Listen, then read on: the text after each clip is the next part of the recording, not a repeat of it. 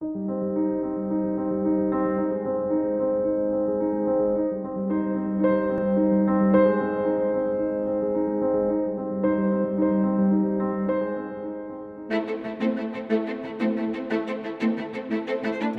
choosing watercolour paper, I often go for a cold press texture.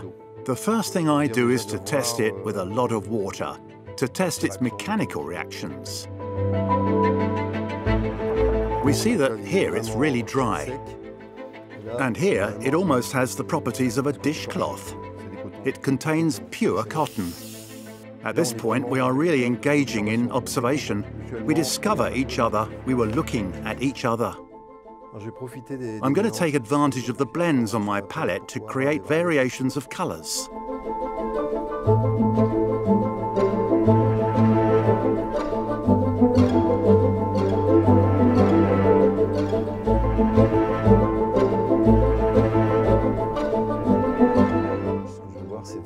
I really want to be able to see the light emerging. There is a beautiful light. This paper gives off a beautiful, bright vibe, which is very important. When it's moist, you can see the texture of the paper. Once it's dry, it's more difficult to see. It feels like the paper becomes increasingly subtle when pigment is added to it. The idea is to get a very uniform result, which is what we have here. Now I'm going to add a few drops. The more water we add, the more we will see a halo effect. However, it will be stopped from expanding by the dry zones. This creates what we call a ring. Now I'm going to look at its lifting capability. I use lifting techniques a lot, so this really interests me.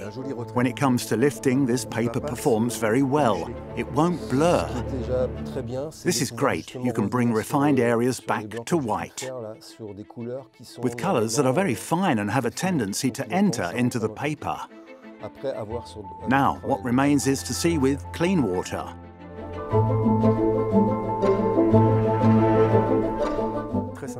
It works very well. In fact, it's one of the best cotton-based papers. There are very few papers for which lifting like that is possible. Here it's dry and the colours are vibrant. They have a beautiful brightness. Here it's very homogeneous, which is a very, very good thing. Now, of course, it will depend on the paintbrush, the amount of water, and the quality of the pigments.